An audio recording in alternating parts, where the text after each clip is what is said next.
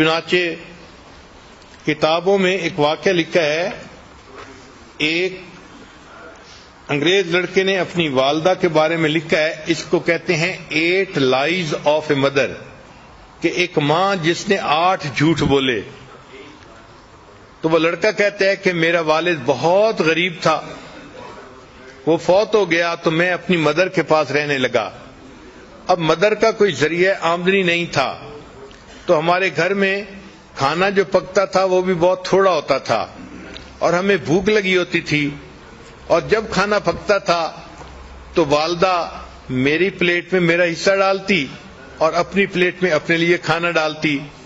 پھر کھانے کے دوران جب میں اپنا کھانا ختم کرنے لگتا تو ماں محسوس کرتی کہ مجھے اور کھانے کی ضرورت ہے، تو وہ اپنی پلیٹ میں سے رائس میری پلیٹ میں ڈال دیتی تھی اور کہتی تھی کہ eat this rice son, I am not hungry, کہ بیٹے تم یہ چاول کھا لو، مجھے اتنی بھوک نہیں ہے.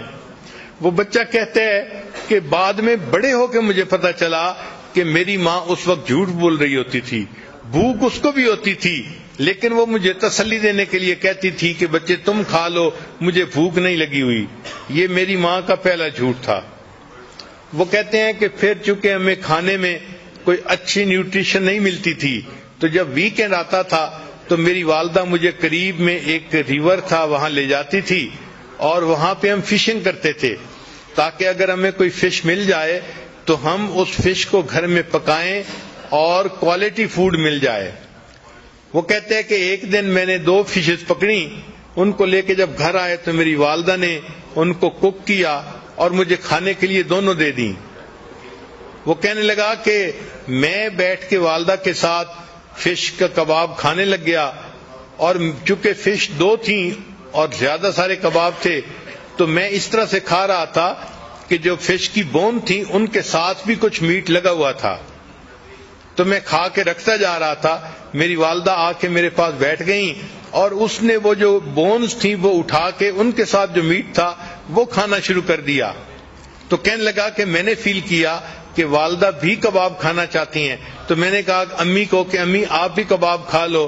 تو میری ماں نے کہا کہ نہیں بیٹا، fish eat this fish son because I don't like it. میں فش کھانا اتنا پسند نہیں کرتی، تم فش کا کباب کھا لو. اور یہ میری ماں کا دوسرا جھوٹ تھا.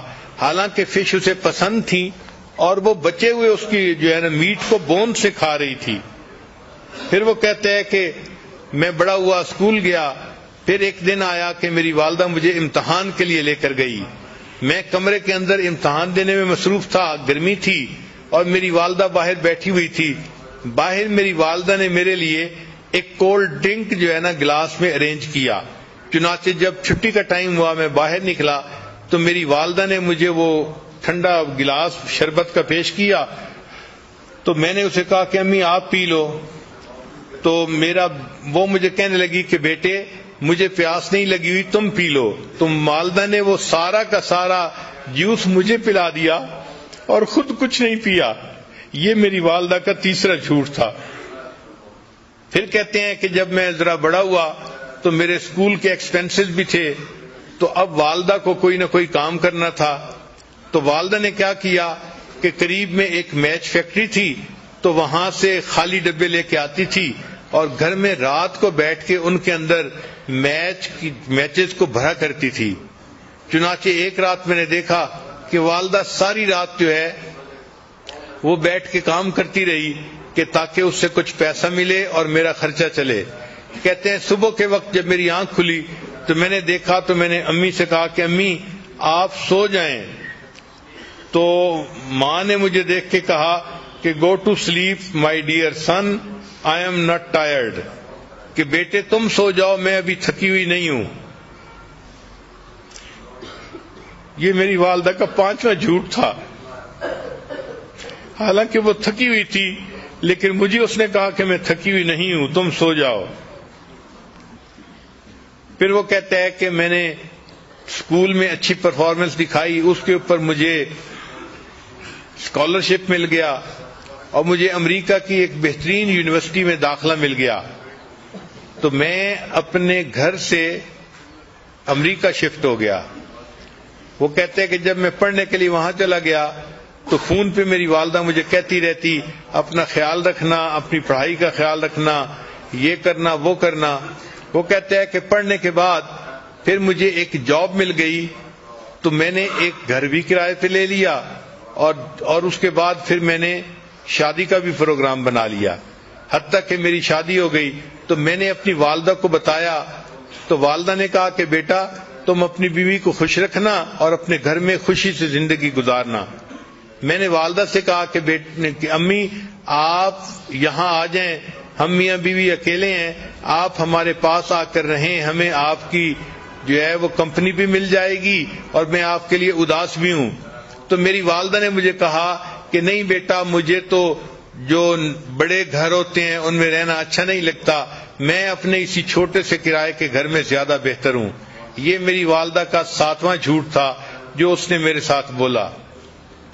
پھر میرے پاس چونکہ پے اچھی تھی تو میں چاہتا تھا کہ اپنی والدہ کو ہر مہینے کچھ نہ کچھ پیسے دے دیا کروں، تو میں نے ایک مرتبہ کچھ پیسے اپنی والدہ کو بھجوائے تو میری والدہ نے وہ پیسے مجھے واپس بھجوا دیے۔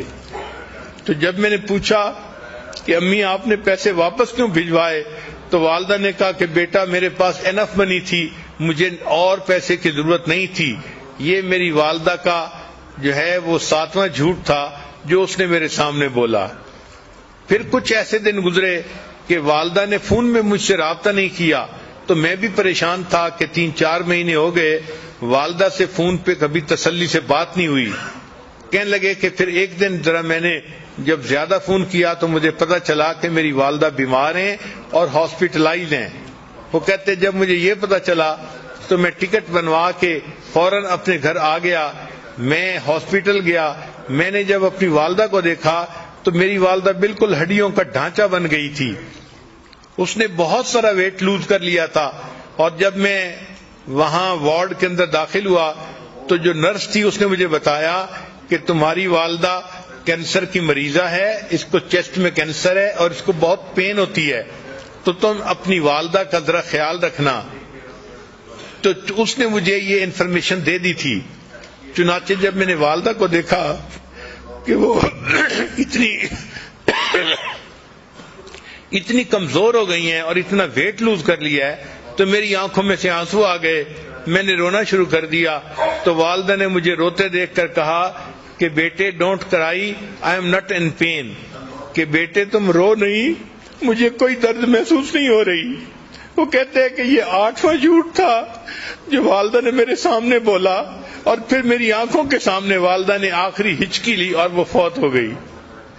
تو ماں کس طرح اپنے غم اپنے بچوں سے چھپاتی ہے، خود قربانی دیتی ہے، بچوں کو پتہ نہیں چلنے دیتی۔ یہ وہ محبت ہے جو اللہ نے ماں کے دل میں اولاد کی ڈال دی ہے۔ یہ رحیمیت کی وہ صفت ہے کہ اصل میں تو رحمت اللہ تعالی کے پاس ہے، مگر اس نے اس کا چھوٹا سا ایک ذرہ ہر ماں کو عطا کر دیا تاکہ انسانوں کو پتہ چل جائے کہ میری رحیمیت کا کیا معیار ہوگا اور میری رحیمیت بندوں کے ساتھ کتنی ہے۔ وہ اپنی ماں سے کو دیکھ کے سمجھیں کہ اللہ اپنے بندوں سے کتنا پیار کرنے والا ہے۔